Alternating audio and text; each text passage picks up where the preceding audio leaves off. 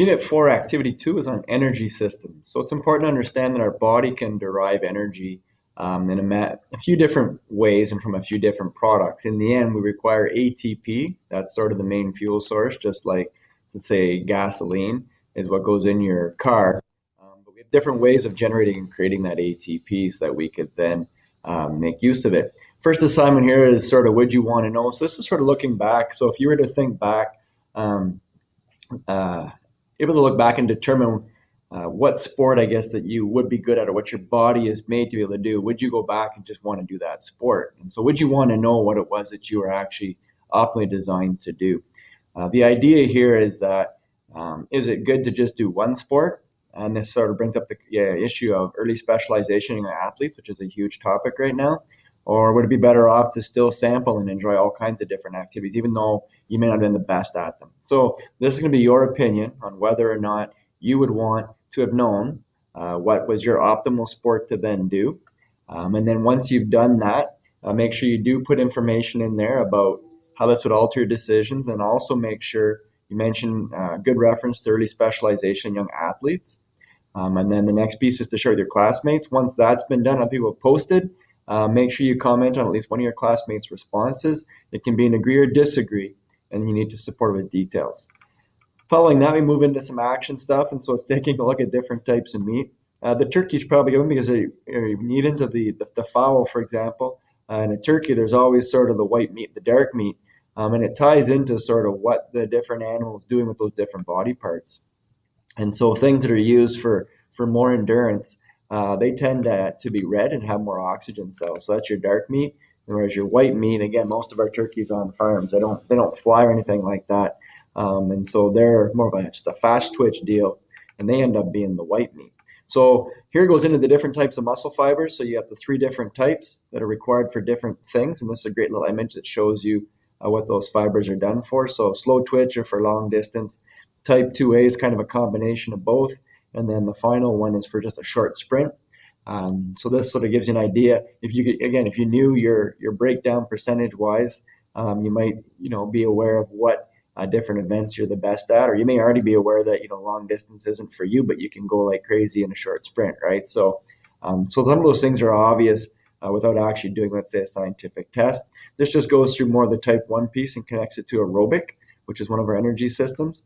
Type 2A is an anaerobic, and type 2B, again, it's an anaerobic metabolism situation. So you've got anaerobic that can occur in 2 different ways, and the rest of this unit is going to get into that into more detail. At the end, there's a quiz here of muscle fiber types, and just note that the quiz is kind of messed up a little bit. So if you get 5 out of 8, you actually get 100% because only 5 questions.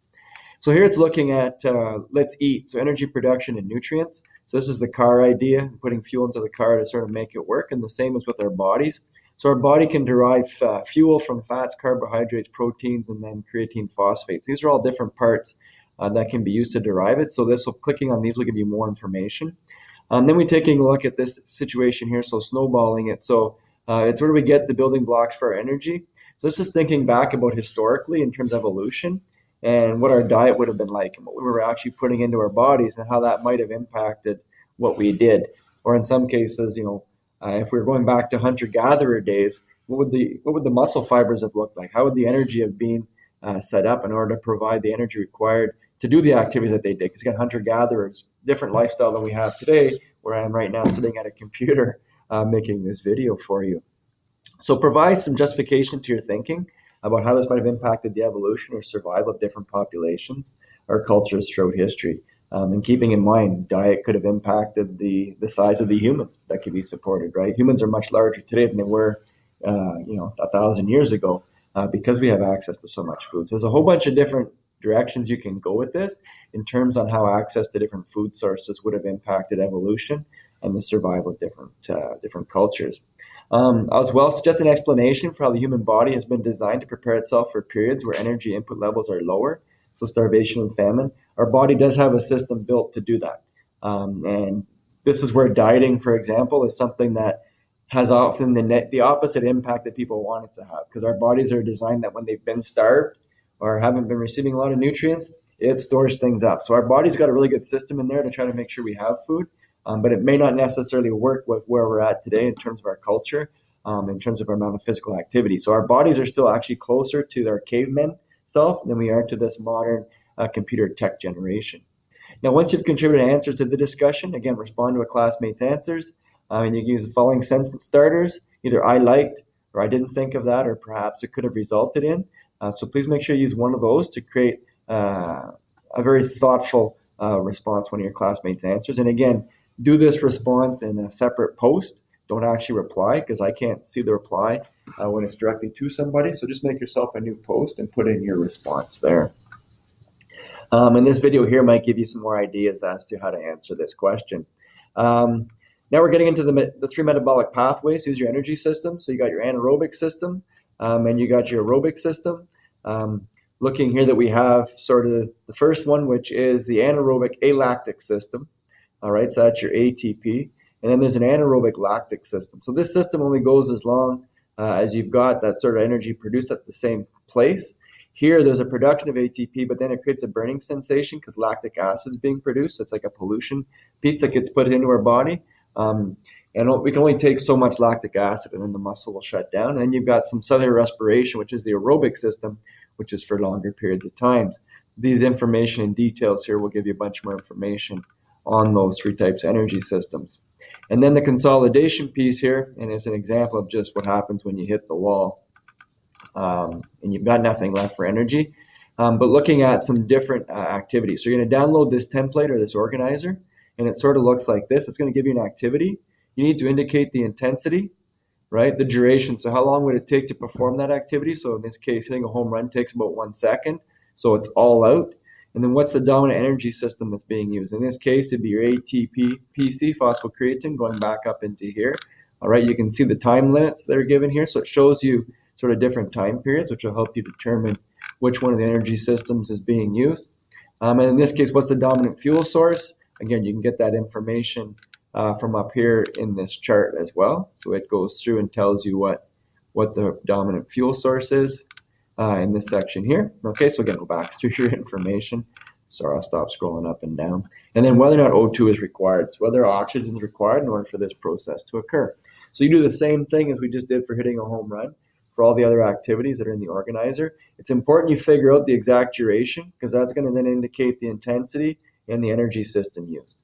All right, so please make sure you're accurate in terms of duration. You may have to do some research just to sort of figure out, let's say, what a normal duration would be for each one of those activities. And then once it's done, it goes into this drop box right here. And then here's some other information below that can help you with your organizer in terms of intensity, and then in terms of duration, and in terms of which energy systems are being used. And one thing's important is not to be fooled. So this is sort of going on, for example, like a hockey game, for example, it might last for an hour. And so people say, okay, well, it's an hour, so it's aerobic. But the problem is in hockey, you got about maybe 15 to 20 minutes of playing time, maybe, right, in a 1 hour game.